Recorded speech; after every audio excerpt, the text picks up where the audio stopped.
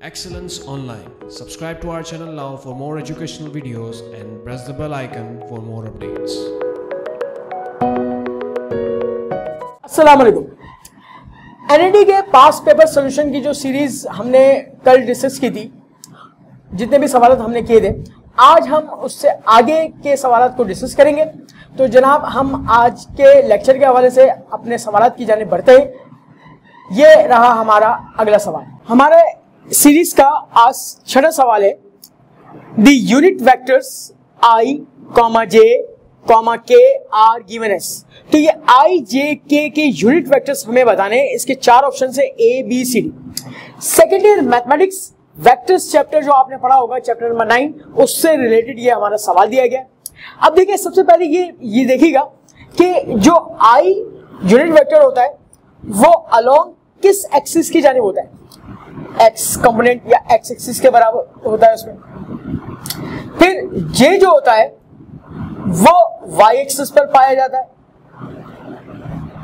इसके बाद आपके पास के जो आपके पास वेक्टर होता है कंपोनेंट, वो जेड एक्सिस के बराबर होता है या उस पर लाई कर रहा होता है। अब देखिए भाई, आई के लिए बात कर रहे हैं तो आई एक्स पर लाई कर रहा है, वाई और जेड एब्सेंट होंगे। एब्सेंट का मतलब होता है 0 0, ठीक। तो इसका मतलब है अगर ये x है 1 और y 0 और z 0। अच्छा, j के लिए बात करेंगे तो j पर y है तो y मौजूद होगा, प्रेजेंट होगा, और x और z जो होगा वो एब्सेंट होगा। तो x एब्सेंट है, z भी एब्सेंट है और 1 y मौजूद है। k अलोंग करेगा कहां पे, z एक्सिस पे, z मौजूद होगा, एक्स वाई क्या होंगे हमारे, एब्सेंट होंगे। एक्स एब्सेंट 0, वाई एब्सेंट 0 और जेड मौजूद है, प्रेजेंट है 1।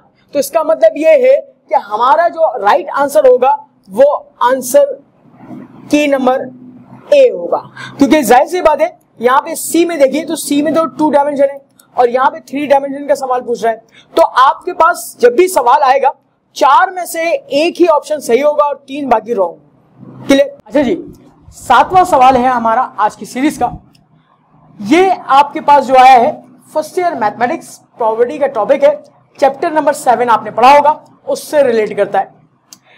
3 कॉइंस आर टॉस्ड साइमल्टेनियसली। 3 सिक्कों को एक साथ उछाला जाता है। तो जरा हम यहां पे एक रफली ड्रॉ करते हैं, हेड टेल, हेड टेल और हेड टेल। इसके सैंपल स्पेस 8 होंगे। अच्छा, अब जरा देख ले भाई किस तरीके से होंगे सैंपल स्पेस। जरा इसको ड्रॉ कर लेता हूं मैं। पहले तीनों सिक्कों को उछाला मैंने तो क्या आया, हेड हेड हेड आया। फिर देखिए लास्ट पे टेल कर दीजिए, ट्रिक बता रहा हूं मैं इसको करने की। हेड हेड टेल, इस टेल को आप घुमाते हैं, हेड टेल हेड, फिर इस टेल को घुमाइए, टेल हेड हेड। ये आपने किसके साथ किया, हेड के साथ। यही कहानी दोहराइए अब आप टेल के साथ। 2 टेल कर ले और लास्ट में हेड कर ले।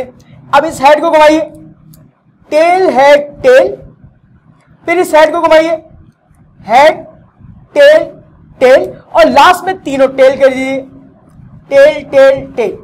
तो टोटल 8 सैंपल स्पेस बनेंगे। अब आपसे पूछा जा रहा है कि 3 सिक्कों को अगर उछाला जाए तो what is the probability of obtaining at least 1 tail. कम से कम एक टेल आने की प्रोबेबिलिटी। अब देखिए, कम से कम एक टेल का मतलब ये होता है, एटलीस्ट का मतलब कि कम से कम एक से ज्यादा भी आ सकता है, यानी कि एक से ज्यादा 2 टेल भी आ सकते हैं और तीनों टेल्स भी आ सकते हैं। पहले तो इसमें तलाश कर लें कि टेल कहां पे आ रहा है, 1, 2 और 3।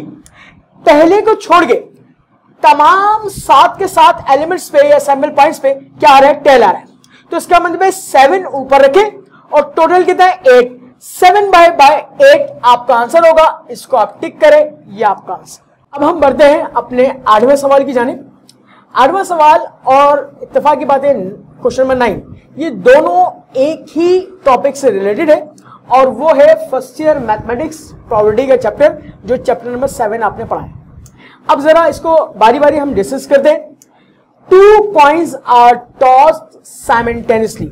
दो कॉइन्स को एक साथ उछाला जाता है। तो इसका जरा सैंपल स्पेस तैयार करते हैं हम। जरा देखिएगा, सैंपल स्पेस जब मैं तैयार कर रहा हूं तो ये हो सकता है कि दोनों में हेड आ जाए, हेड हेड, फिर ये हो सकता है पहले में हेड आ जाए, दूसरे में टेल आ जाए, फिर ये भी पॉसिबिलिटी हो सकती है कि पहले में टेल आ जाए और दूसरे में हेड आ जाए, और लास्ट और आखिरी प्रोबेबिलिटी जो हो सकती है पॉसिबिलिटी वो क्या है, दोनों में टेल टेल आ जाए। अच्छा, आपसे कहा जा रहा है दी प्रोबेबिलिटी, जो कि आपको मालूम कर रही है, of obtaining exactly one tail, जिसमें सिर्फ और सिर्फ एक टेल आ रहा हो। देखिए भाई, आपके पास टोटल ऑप्शन कितने हैं, 1 2 3 4 आपने नीचे लिखा। अब ये देखिए कि एक टेल किस किस में आ रहा है, इसमें आ रहा है और इसमें आ रहा है, यानी कि 2 टाइम्स आ रहा है। तो आपने 2 को रखा ऊपर, 2 1 2 कैंसिलेशन 1/2। अब इसको देखिए कि ये किस ऑप्शन से मिल रहा है, ऑप्शन नंबर बी से मिल रहा है, ये इसका राइट आंसर हो गया। अब क्वेश्चन नंबर 9 देखिएगा, 2 कॉइन्स आर टॉस साइमल्टेनियसली, इसका मतलब है बिल्कुल सैंपल स्पेस जो क्वेश्चन नंबर 8 में हमने अभी डिजाइन किया था वही कॉपी पेस्ट होगा। दी प्रोबेबिलिटी मालूम करनी है आपको ऑफ ऑब्टेनिंग एटलीस्ट, कम से कम एक हेड आने की, कम से कम उसमें एक हेड आता हो। एक का मतलब है एक से ज्यादा हेड भी आ सकता है, 2 भी आ सकते हैं और 3 भी। अब इस सैंपल स्पेस को जरा अच्छी तरह देखें, यहां पर लास्ट में तमाम टेल टेल है, हमें हेड चाहिए, इसको माइनस कर दीजिए। टोटल ऑप्शंस आपके पास कितने हैं, 4, इसको माइनस किया कितने बचे, जिसमें हेड आ रहा होगा 1 2 3 3/4। अब इसको देखें कि आपके पास ऑप्शंस में किस में आ रहे हैं, लास्ट वाला है ये डी ऑप्शन, इसको टिक करेंगे, ये हमारा राइट आंसर होगा। अच्छा जी, अब हम क्वेश्चन नंबर 10 की तरफ बढ़ते हैं। इत्तेफाक की बात है 10 और 11 क्वेश्चन भी हमारा एक ही टॉपिक से रिलेटेड है, और उस टॉपिक को मैंने यहां पे मेंशन कर दिया है आपके लिए, first year mathematics chapter number 6 जो आपने पढ़ा होगा, सीक्वेंस एंड सीरीज। ठीक है, तो आज देखते हैं कि इसका सॉल्यूशन किस तरीके से बनता है। देखिए क्वेश्चन नंबर 10 में कह रहा है इन अ जीपी आपने पढ़ा होगा, ज्योमेट्रिक प्रोग्रेशन को कहा जाता है। ईच टर्म इज पॉजिटिव, और तमाम की तमाम टर्म्स जो होंगी वो पॉजिटिव ही होंगी। द थर्ड टर्म इज 18, उसमें थर्ड टर्म के बारे में जिक्र कर रहा है कि वो 18 के बराबर है। अब जरा देखिएगा गौर से, थर्ड टर्म का मतलब T3 इज इक्वल टू 18 है। अगर मैं इसको शॉर्टकट तरीके से सॉल्व करना चाहूं तो थर्ड टर्म किसके बराबर होगी, शॉर्टकट तरीका A और R लिखा आपने, और 3 में से -1 कर दिया, 2 लिख दिया, 18 जनाब। ठीक है, अच्छा अब जरा देखिएगा, आपके पास कह रहा है एंड द फिफ्थ टर्म, इसको आप चाहें तो इक्वेशन नंबर 1 बना दीजिएगा, और कह रहा है and the fifth term is 162। जनाब देखें T5 इज इक्वल टू 162। अब जब आप 5 की बात कर रहे हैं तो क्या लिखेंगे, AR और इसको 4 कर दीजिएगा, और ये 162 आ गया, इसको नाम दे दें इक्वेशन नंबर 2।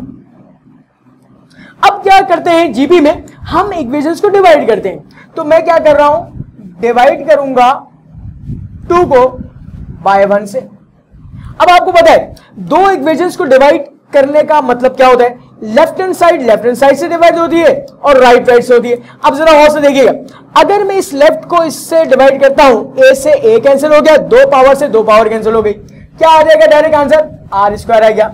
162 को 18 से करेंगे तो ये आ जाएगा आपके पास 9। ठीक है, अच्छा अब देखिए स्क्वायर उधर जाएगा, स्क्वायर रूट बनेगा, स्क्वायर रूट के साथ प्लस माइनस साइन आता है हमेशा, मगर उसने पहले ही डिफाइन कर दिया कि पॉजिटिव नंबर होगा, तो हम सिर्फ प्लस वाली वैल्यू ले लेंगे, r की वैल्यू 3, क्योंकि आपके पास 9 का स्क्वायर रूट क्या होता है, 3 होता है। अब आपसे कहा जा रहा है कि दी 8 टर्म, 8वीं टर्म मालूम करें, मगर 8वीं टर्म मालूम करने के लिए आपके पास a नहीं है, तो a के लिए आप यहां पे एक काम करेंगे कि इस वैल्यू को यहां पर रिप्लेस करेंगे इक्वेशन नंबर 1 में, और a आ जाएगा। जब a आ जाएगा तो हम 8 टर्म मालूम करेंगे। अब जरा देखें भाई, मैं यहां पर इक्वेशन नंबर 1 में डिफाइन कर रहा हूं a, अब देखिए r स्क्वायर की वैल्यू है 9, यहां पे आपने रख दिया डायरेक्ट 9 और यहां पे हो गया 18, 9 2 से 18, a की वैल्यू क्या हो गई 2। अब देखिए भाई 8 टर्म मालूम करें, ए आर की पावर 8 माइनस 1 करेंगे 7 हो जाएगा। तो इसका मतलब यहां पे 2 मल्टीप्लाई बाय आर की वैल्यू 3 की पावर 7। इसको आप कैलकुलेटर से कैलकुलेट करेंगे तो ये रिजल्ट आ जाएगा आपके पास T8 इजिकल टू 4374, जो कि आपके पास ऑप्शंस में से बी ऑप्शन से मैच कर रहा है। इसको आपने टिक कर दिया। इसके बाद देखिएगा क्वेश्चन नंबर 11 कह रहे थी any term of the sequence, किसी भी सीक्वेंस की एनी टर्म आपको निकाल के दे दी Tn equal to 5n-2, then the 8th term, उसकी 8वीं टर्म आपसे पूछी जा रही है। तो आपने क्या करना है, जस्ट ये काम करना है Tn इजिकल टू 5n-2। 8वीं टर्म मालूम करने के लिए n की जगह 8 रिप्लेस कर दें यहां पे। 5 मल्टीप्लाई 8-2, इसको कैलकुलेट करेंगे, रिजल्ट दे देगा 38। और देखिए आप ऑप्शंस में से डी ऑप्शन मिल रहा है, इसको टिक करिएगा, ये आपका है राइट आंसर।